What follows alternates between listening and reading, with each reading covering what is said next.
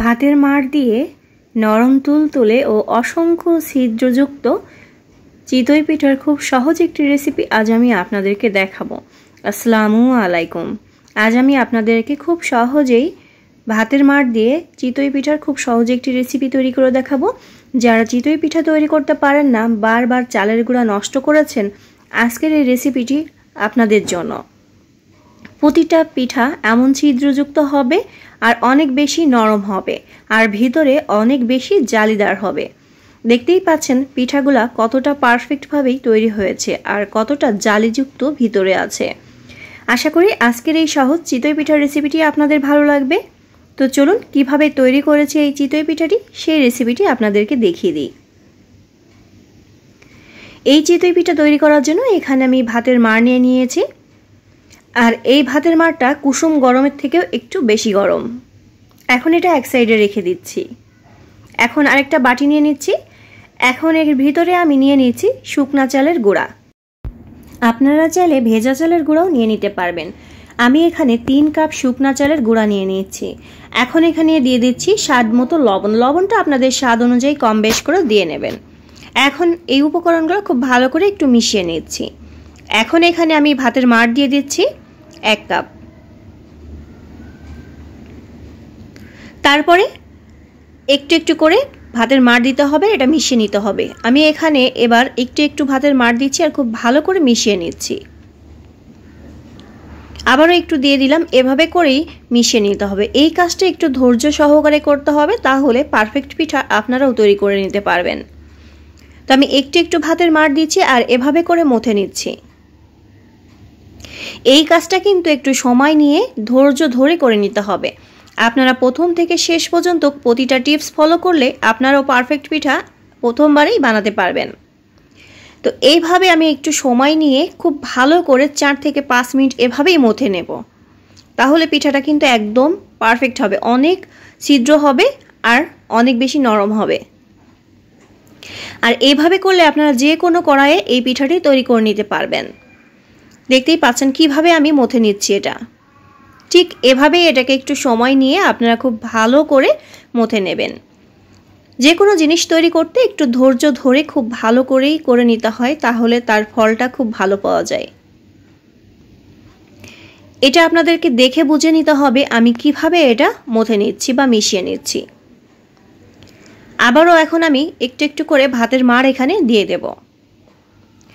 মোটমাট আমি এখানে 3.5 কাপের মতো ভাতের মাড় ব্যবহার করেছি। আপনাদের কম বেশি লাগতে পারে, চালের গোড়াটা কতটা শুকনা সেই অনুযায়ী এখানে ভাতের মাড়টা আপনারা কম বেশ করে দিয়ে নেবেন। একবারে ভাতের মাড়টা না দিয়ে এভাবে অল্প অল্প করে দিয়ে মিশিয়ে নিতে হবে। দেখতেই পাচ্ছেন আমি অল্প অল্প দিয়ে দিয়ে এভাবে ভাতের মাড়টাকে মিশিয়ে নিচ্ছি আর খুব ভালো করে ফেটিয়ে নিচ্ছি। তো খুব ভালো করে আমি এখন এটাকে মিশিয়ে নিয়েছি। একটু সময় নিয়ে এটাকে কিন্তু মিশিয়েই নিতে হবে। তো আমি আরও একটু ভাতের মাড় এখানে দিয়ে দিচ্ছি। মোটমাট আমি এখানে 3.5 কাপ ভাতের মাড় দিয়েছি। আপনাদের কম বেশি লাগতে পারে, সেই জিনিসটা আপনারা একটু খেয়াল রাখবেন। তো আমার এটা মেশানো হয়ে গিয়েছে। এখন আমি হাতটা ধুয়ে নিচ্ছি। এখন এখানে আমি দিয়ে দিচ্ছি উঁচু করে 1 চা চামচ বেকিং পাউডার দিয়ে খুব ভালো করে মিশিয়ে নিচ্ছি। বেকিং পাউডারটা যদি নতুন হয় সেক্ষেত্রে 1 চা চামচই যথেষ্ট, আর যদি একটু পুরানো হয় সেক্ষেত্রে আপনারা আরেকটু বাড়িয়ে দেবেন। তো আমি এখানে আরেকটু ভাতের মাড় দিয়েছিলাম, দিয়ে খুব ভালো করে এটাকে ফেটিয়ে নিচ্ছি। আমি আবারও 2 থেকে 3 মিনিট এভাবেই ফেটিয়ে নিয়েছি। এর ঘনত্বটা আপনাদেরকে একটু দেখিয়ে দিই। দেখুন এই যে কাপটাকে একদম কোট করে আছে, এটাকেই বুঝবেন তখন পারফেক্টভাবেই আপনার ব্যাটারটা রেডি হয়ে গিয়েছে। আর আগে থেকে চুলার পরে একটি কড়াই দিয়ে খুব ভালো করে গরম করে নিয়েছি, দিয়ে ঢাকনা দিয়ে ঢেকে দিলাম ব্যাটারটা দিয়ে। আর চুলার আঁচটা ঠিক এমন রেখেছি। অনেকেই প্রশ্ন করেন চুলার আঁচটা কেমন থাকবে, ঠিক এমন মিডিয়াম। আর চুলার আঁচটা কিন্তু একই রকম রেখেই পিঠাগুলো ভেজে নিতে হবে, একবার কম একবার বেশি করা যাবে না। মাশাআল্লাহ প্রথম পিঠাটাই কতটা ছিদ্র হয়েছে আপনারা দেখলেই বুঝতে পাচ্ছেন। দেখুন কতটা ছিদ্র। তো দেখতেই পাচ্ছেন আবারও একটি পিঠা আমি দিয়ে দিচ্ছি। আর আজ আমি 10টার কড়াইতে তৈরি করেছি। আপনারা যে কোনো কড়াইতে এই পিঠাটি তৈরি করে নিতে পারবেন। 1 মিনিটের ভিতরে পিঠাটা আমার হয়ে গিয়েছে। দেখতেই পাচ্ছেন কতটা ছিদ্র হয়েছে। দেখুন প্রতিটা পিঠাই এমন ছিদ্রযুক্ত হবে আর অনেক বেশি নরম তুলতুলে হবে। আপনারা একবার ট্রাই করে দেখবেন, আপনারা একদম পারফেক্টভাবেই পিঠা তৈরি করতে পারবেন, 100% গ্যারান্টি। এই যে নিচের দিক দিয়ে কত ছিদ্রযুক্ত সেটা কিন্তু আপনারা দেখলেই বুঝতে পাচ্ছেন।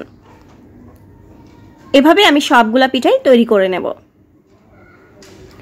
এই যে সবগুলা পিঠাই কিন্তু তৈরি হয়ে গিয়েছে, দেখুন নিচের সাইডেও কিন্তু অনেক ছিদ্র।